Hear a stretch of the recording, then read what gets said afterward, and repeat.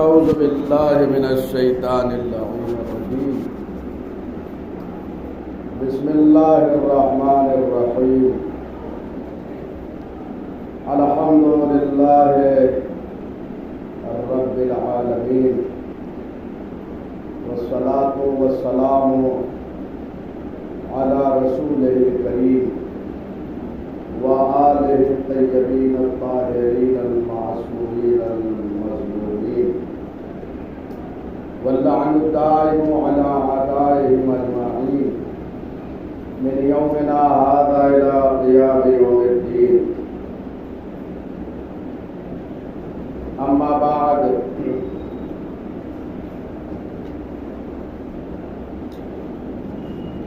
واشهد انه قد بلغ عن الله ما انزله فيك وصدع بأمره. حاضرین محترم، آج ہماری یہ ساتویں نشست ہے شرح سیرت نبویہ کے سلسلے میں. گفتگو اس منزل پہ پہنچی ہے کہ امام اپنے جد امجد کے قبر مطہر کے پاس یہ کھڑے ہو کر فرما رہے ہیں وَأَشْهَدُ أَنَّهُ قَدْ بَلَّغَ عَنِ اللَّهِ مَا أَنزَلَهُ فِيكَ،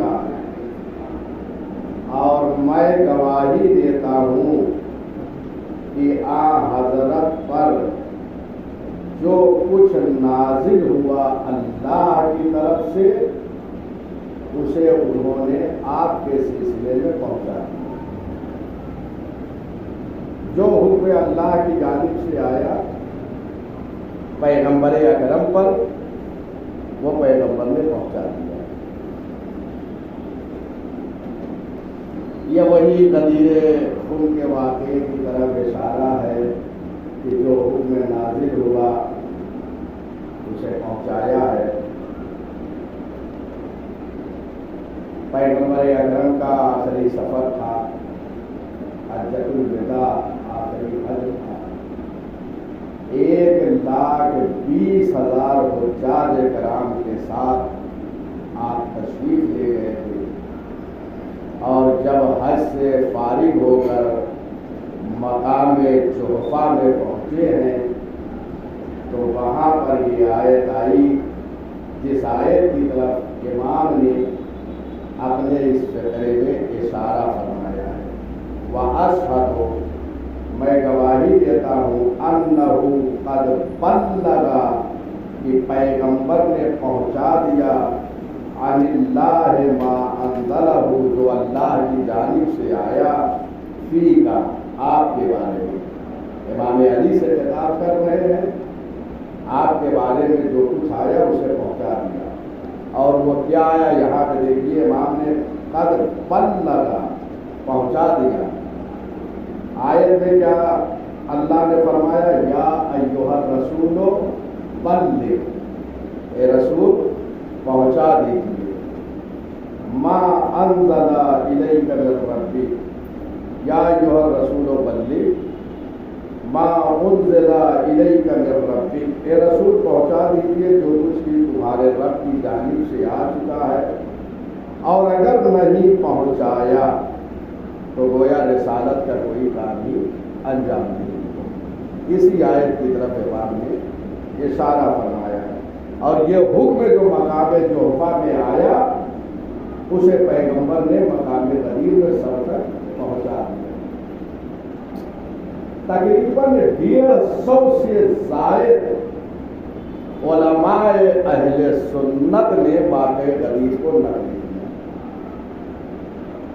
کیا. 150 سے زائد علماء اہل سنت نے واقع غدیر کو نقل کیا ہے، جس میں انشاءاللہ کسی موقع پر اس پہ تفصیلی گفتگو کروں گا جب غدیر کے حوالے سے کوئی گفتگو ہوگی. اور کوئی بھی سوال گویا یہ واقعہ غدیر جو ہے تواتر سے بڑھ کر ہے. یعنی ہمارے یہاں ایک خبر ہے، خبر تواتر ہمارے یہاں بھی ہے اور اہل سنت کے یہاں بھی. خبر تواتر اس خبر کو کہتے ہیں کہ اتنے افراد جو ہے خبر دے کہ ان کا جھوٹ پہ جمع ہونا محال ہو جائے، ایسی روایت ہے.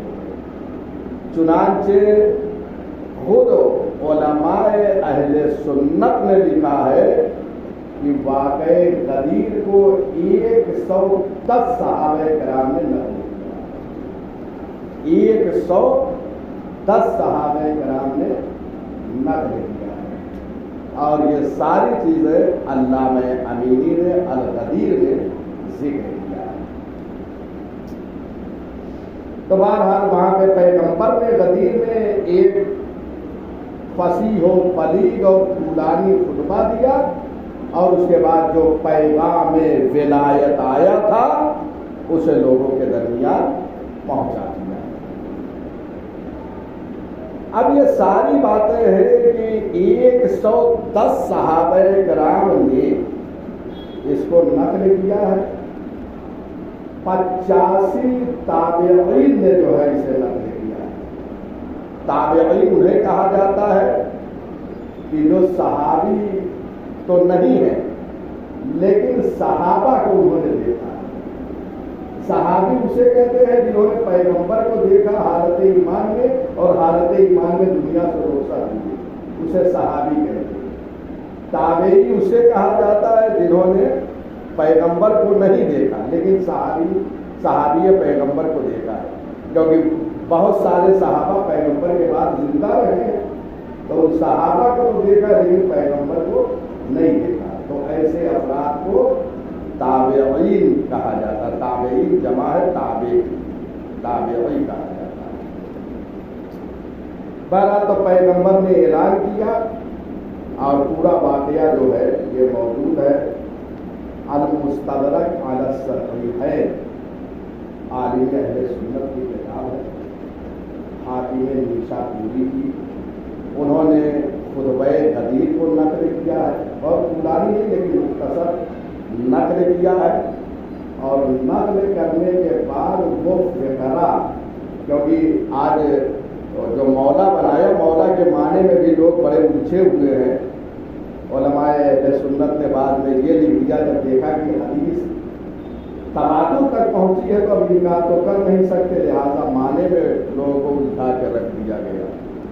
تو اب معنی کیا ہے؟ بہت سے لوگوں نے دوست کے معنی لے لیا، محیب ناصر.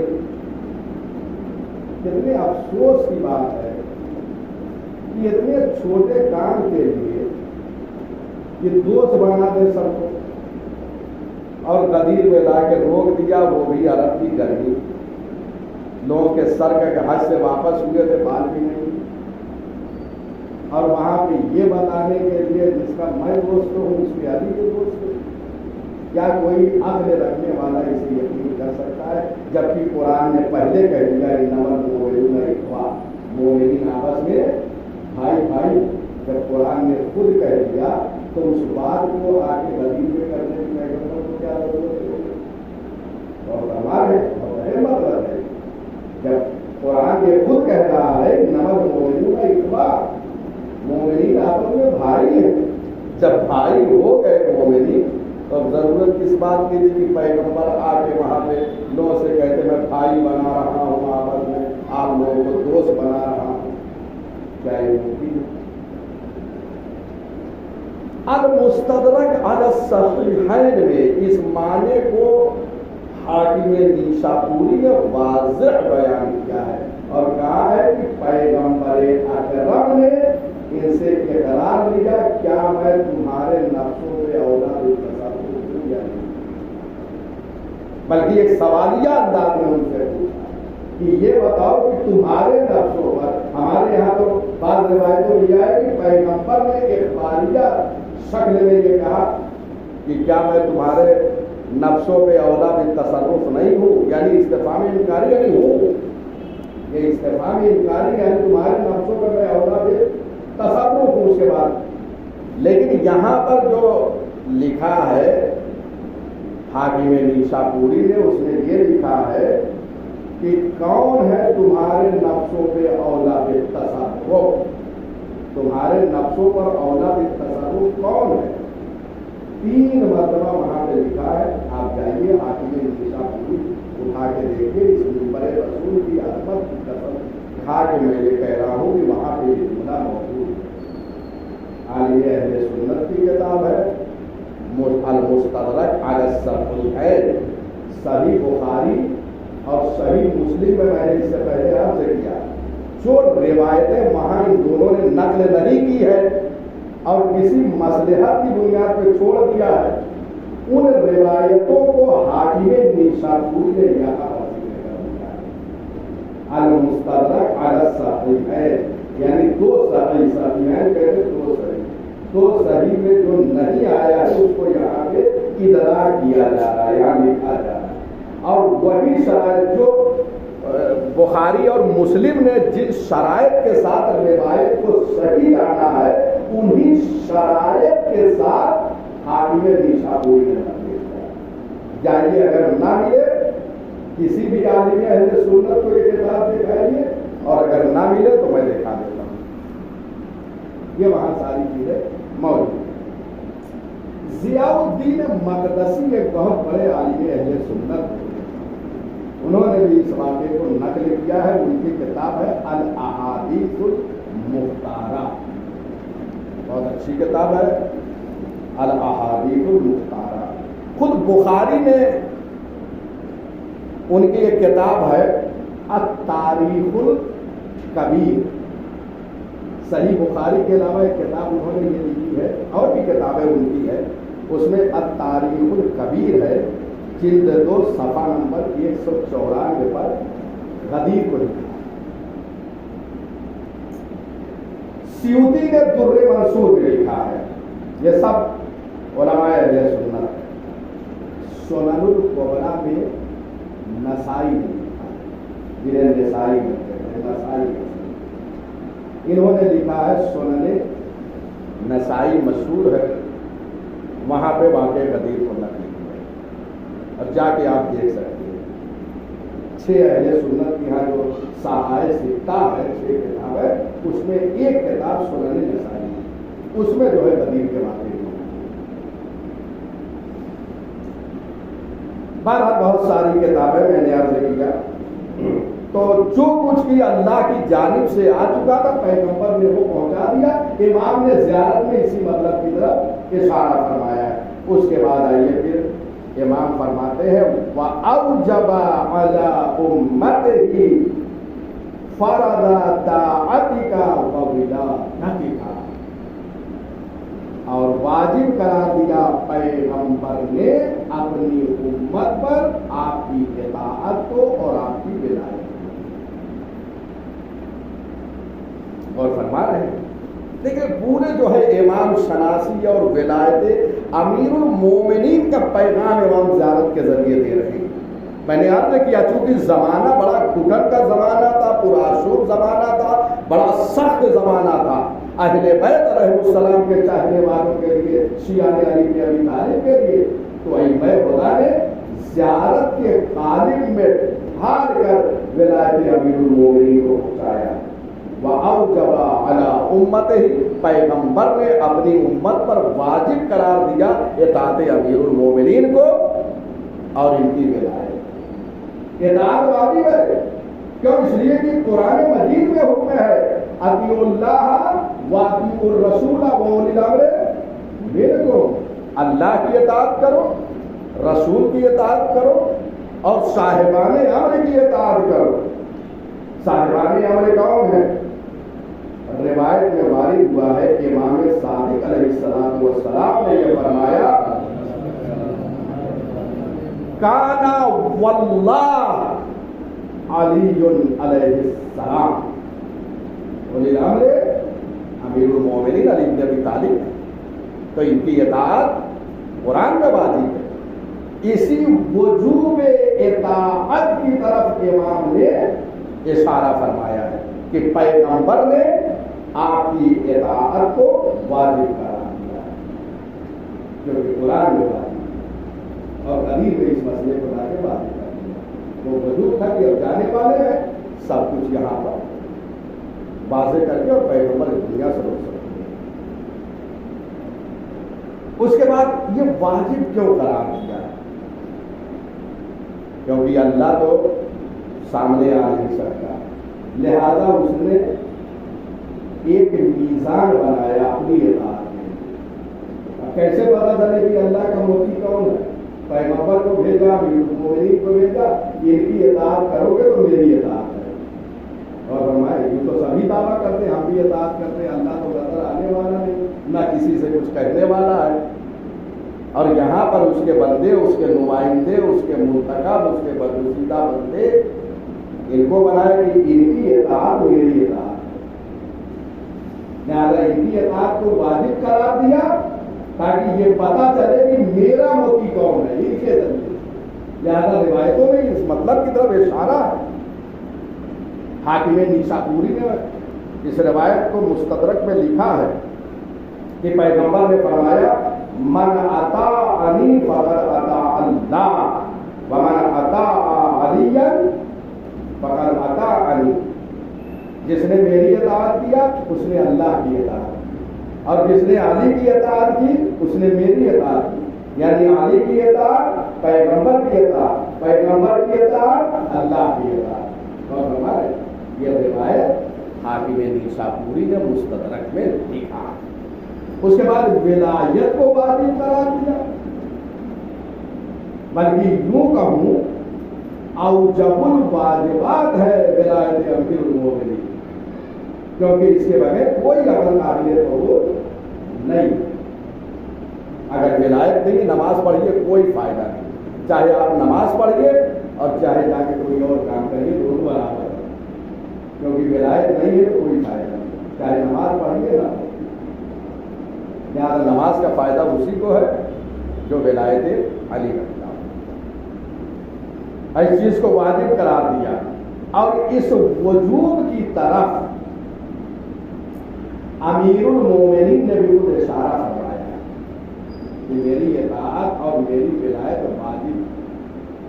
حاکم شام کو امیر المومنین نے کچھ اشعار لکھ کر دیے. ان اشعار کو علامہ امینی نے القدیر میں نقل کیا. میں ایک شعر پڑھ رہا ہوں جو امیر المومنین نے حاکم شام کو لکھا تھا. ان اشعار میں ایک شعر یہ تھا، امام نے لکھا وَأَوْجَبَ لِي وِلَایَتَهُ عَلَيْكُمْ رَسُولُ اللَّهِ يَوْمَ غَدِيرِ قَوْمِ. وَأَوْجَبَ لِي، اور میرے لیے رسول اللہ نے واجب قرار دی غدیر خم کے دن اس کی ولایت تم پر. وَأَوْجَبَ، واجب قرار دیا اللہ نے رسول اللہ کے ذریعے سے. اللہ نے واجب قرار دیا اس کی ولایت کو، اللہ کی ولایت کو تم پر. یعنی اللہ کی ولایت ہے جو قدیر میں پہنچائی جائے. کیوں؟ ولایت تو امیر المومنین کی ہے. امیر المومنین فرماتے ہیں ولایتنا ولایت اللہ، ہماری ولایت اللہ کی ولایت ہے. اور فرما رہے ہیں یہ روایت میں ہماری ولایت اللہ کی ولایت ہے.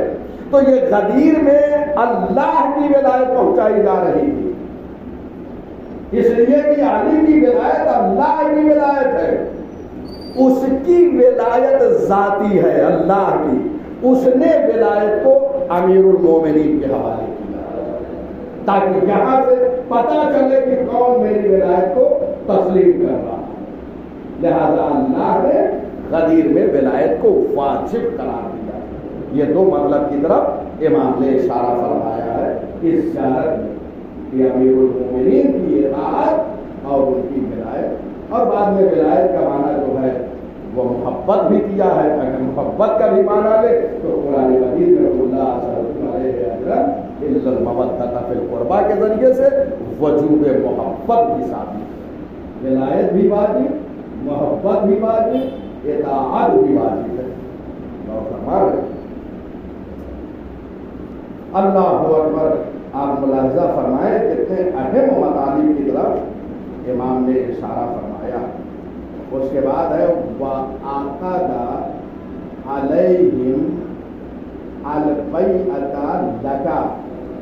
اس کے بعد اور تمہاری بیعت، امام فرما رہے ہیں امیر المومنین کی طرف اشارہ کر کے کہ تمہاری بیعت کو جو ہے اللہ نے سب کے اوپر رکھ دیا ہے.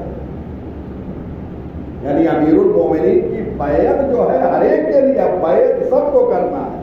کیونکہ غدیر میں جب اعلان ہوا تو اب کیا ہوا کہ سب جا کے پیغمبر نے کہا امیر المومنین کہہ کے مبارکبادی دے اور ان کے دست مبارک پر بیعت کرے. یہ بیعت جو لکھ دی گئی امیر المومنین کے لیے، یہ وہی بیعت ہے کہ غدیر میں اعلان کے بعد پیغمبر نے فرمایا کہ جاؤ اور امیر المومنین کے ہاتھوں میں بیعت کرو. اور فرما رہے سب نے بیعت کیا. بخیر بخیر کہا مبارک ہو. یہ ساری چیزیں تاریخ میں موجود ہے، آپ سنتے رہتے ہیں. لہٰذا فقط ایک اشارہ اس کی طرف. اور آج بھی ہر امام کی بیعت ہر ایک کے گردن پہ ہے. ہر امام کی بیعت ہر ایک کے گردن پہ ہے. صبح کے وقت، نماز صبح کے وقت ہم ایک زیارت پڑھتے ہیں، زیارت امام عصر، امام زمانہ کی ایک زیارت ہے. اللہم بلغ مولا یا صاحب الزمان ضرور پڑھتے ہیں اسے روزانہ. کیونکہ یہ تنہا زیارت نہیں ہے، یہ امام کے دستے اقدس پہ بیعت ہے زیارت کی شکل میں. اور فرما رہے اسے ضرور پڑھیں. یہ زیارت ایک بیعت ہے اور اس میں یہ فقرہ آیا ہے اللہم انی اجدد لہ فی هذا اليوم وفی کل یوم عہدا وعقدا وبیعتا فی رقبتی. اور فرما رہے کہ پروردگارا میں تجدید بیعت کر رہا ہوں، یعنی بیعت تو کر چکا ہوں. روزانہ آپ کو آ کر الصبا امام وقت کی بیعت کرنی ہے. یہ زیارت اسی لیے ہے کہ الصبا سب سے پہلا کام ہے کہ امام کے ہاتھوں پر بیعت کر کے اپنی زندگی کا کاروبار آگے بڑھاؤ. لہذا پہلے امام کے یہ تجدید بیعت ہر دن فی کل یوم فی ھذا الیوم وفی کل یوم، آج بھی اور ہر دن یہ تجدید بیعت ہوگی جو ہماری گردن پہ ہے. وہ اس طریقے سے. اس کے بعد کا فقرہ وَجَعَلَكَ أَوْلَى بِالْمُؤْمِنِينَ مِنْ أَنفُسِهِمْ. اور اللہ نے آپ کو تمام مومنین کے نفسوں پر سرپرست بنایا، اولا بنایا، امام بنایا. اور فرمائے جو اختیار ہمارے اوپر ہمیں نہیں ہے وہ امام معصوم کو حاصل ہے. ہمارے یقین جانیے کہ اس وقت تک امام کے تابع نہیں کہلاؤ گے جب تک کہ اپنے اوپر حق کے تصرف اپنے سے زیادہ امام معصوم کو نہ. لہذا اسی مطلب کی طرف اشارہ ہے کہ اللہ نے اور پیغمبر نے اس مطلب کی طرف اشارہ فرمایا. جب حدیث غدیر کو پیش کیا تو پیغمبر نے فرمایا الست اولا بکم من انفسکم، کیا میں تمہارے نفسوں پر اولا بالتصرف ہوں یا نہیں ہوں؟ قالوا بلا، سب نے کہا ہاں آپ ہمارے نفوس پر اولا بالتصرف ہیں. اس کے بعد فرمایا من کنت مولا ہو فہذا. یہ قرار کیوں لیا؟ پہلے یہ بتا دوں کہ مولا کے معنی دوست نہیں ہے. پہلے تو اقرار کر رہے ہو نا کہ کیا میں تمہارے نفوس پر اولا بالتصرف ہوں یا نہیں؟ تو سب نے کہا فوراً کہا جس کا میں مولا ہوں اس کے یعنی مولا ہے، یعنی جن کے نفوس پر میں اولا بالتصرف ہوں، جن کا حاکم ہوں، جن کا سرپرست ہوں، اس کے یہ علی بھی سرپرست ہے، حاکم ہے، مولا ہے، امام ہے، قائد ہے، ساری چیزیں وہ ساری ہیں. اور ہمارے یہ اقرار اسی لیے لہذا جہاں پر لوگ دوست کا معنی کرتے ہیں نا وہیں پر یہ قرینہ لاتے ہیں کہ اگر دوست کا معنی ہوتا مولا کا معنی تو پیغمبر پہلے یہ اقرار نہ لیتے اور پیغمبر یہ دیکھ رہے تھے کہ بعد میں لوگ شرارت کریں گے، پھر مولا کا معنی تبدیل کریں گے، چینج کر دیں گے، لہذا پہلے ہی معنی کو بتا دیا کہ کیا تمہارے نفوس پر مولا بالتصرف ہوں یا نہیں؟ تو سب نے کہا ہے مولا بالتصرف۔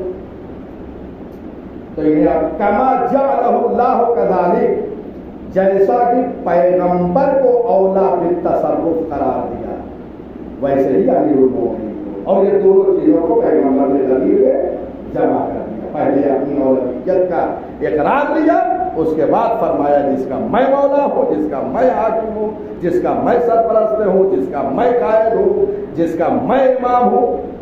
اب اس کے یہ علی قائد ہیں، امام ہیں، حاکم ہیں، سرپرست ہیں، سب کچھ بتا ہے۔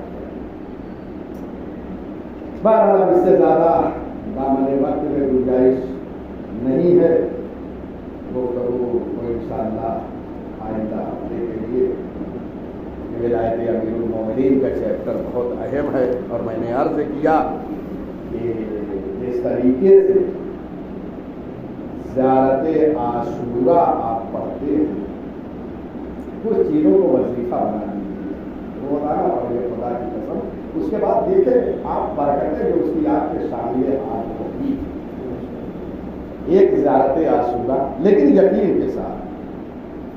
اب بعض حضرات آتے ہیں کہنے کتنا پریشان ہے، کوئی دعا بتا دیجیے، تو ہم کہتے ہیں ضرورت عاشورہ پڑھ لیجیے، تب کہتے ہیں یہ تو ہو چکا ہے، لیکن آگے نیت ہے۔ ایک چیز عرض کر دوں، اس کے بعد میں آگے بڑھوں تو جملہ مسائل کا کلام کروں، کیونکہ موضوع سے مربوط نہیں ہے، لیکن اس لیے عرض کر رہا ہوں کہ کسی چیز کی پہلے اہمیت کو سمجھیے، اس کے بعد اس پر عمل کیجیے۔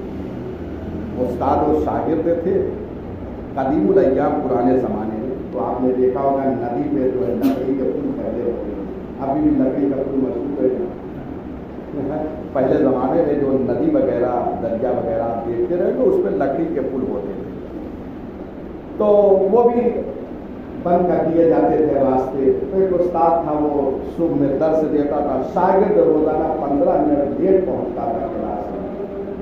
تو کہا کیا بات ہے تم لیٹ آتے ہو روزانہ؟ کہا کہ ایسا ایسا واقعہ ہے کہ راستے میں جب میں گزرتا ہوں تو دریا ہے اور وہاں پہ پل ہے، اور وہ پل جو ہے بند ہو جاتا ہے، پھر جب وہ آ کے خادم اس کو کھولتا ہے تو میں آتا ہوں اور آنے میں اسی کے لیے۔ تو انہوں نے کہا ٹھیک ہے، میں تمہیں ایک نوشتہ دے رہا ہوں، ایک نسخہ دے رہا ہوں، اس کو اپنے پاس رکھنا اور تم دریا کے اوپر سے جو ہے گزر کے آنا، لیکن کبھی اس کو کھولنا نہیں، کبھی اس کو کھول کے دیکھنا نہیں۔ بہرحال وہ لے کر آیا اور دوسرے دن جو ہے اسے اپنے پاس رکھا اور دریا کے اوپر سے گزر کے ندی کو عبور کر گیا۔ دریا کو پانی جو ہے منجمد ہو گیا، پانی کے اوپر سے سفر کر رہا۔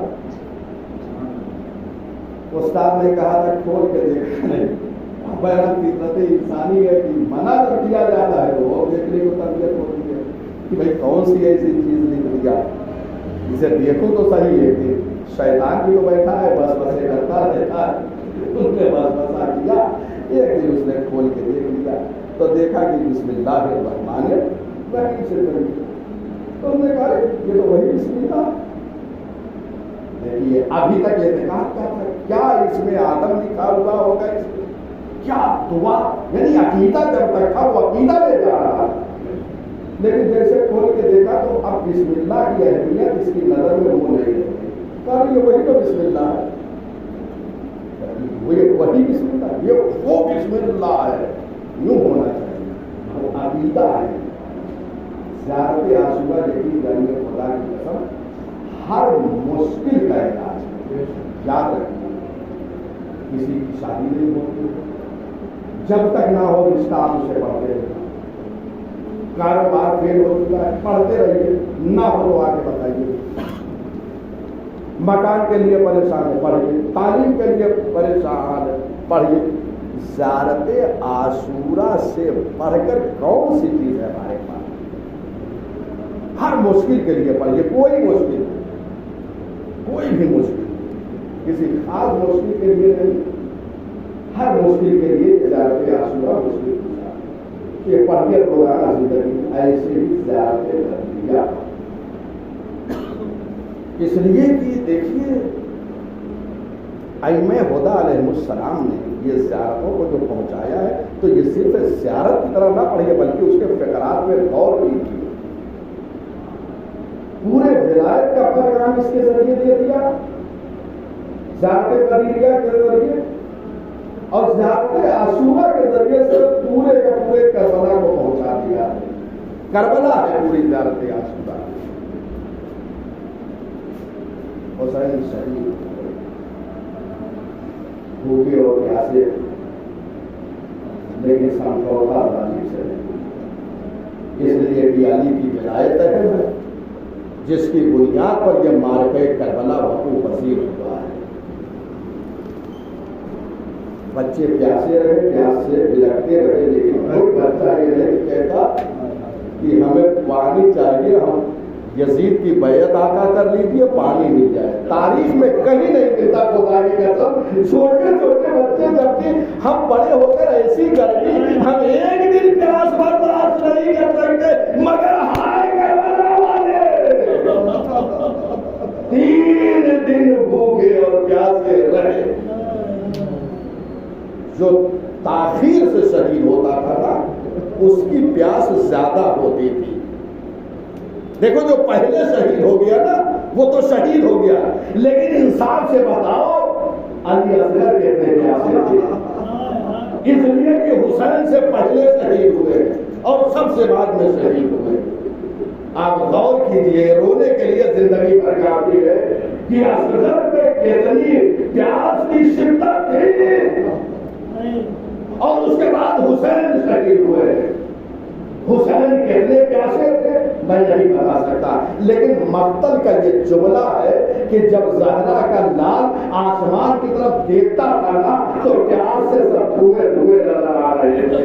اب میرے اندر یہی کیفیت ہے۔ اور دوسری کیفیت یہ تھی کہ جب زہرا کا لال پیاسا ہوتا تھا، آپ نے بھی ملاحظہ کیا ہے جب آپ پیاسے ہوتے ہیں تو کیا کرتے ہیں کہ اپنی زبان کو نکالتے ہیں، ہونٹوں میں پھیرتے ہیں تاکہ کچھ تسکین ہو جائے۔ ارے فاطمہ کا لال جب اپنی زبان ہونٹوں میں پھیرتا، مقتل کا جملہ ہے ہونٹوں سے خون جاری، زبان سے خون جاری، ارے جسم میں کچھ باقی نہیں رہا سوائے خون کے۔ یہی وجہ ہے خنجر بھی رک رک کر زہرا کے لال کے گلے میں چل رہا تھا۔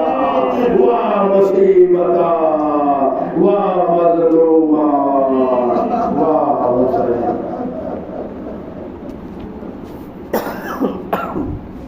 وَسَيَعْلَمُ الَّذِينَ ظَلَمُوا أَيَّ مُنقَلَبٍ يَنقَلِبُونَ۔ ربنا تقبل منا انك انت السميع العليم بحق محمد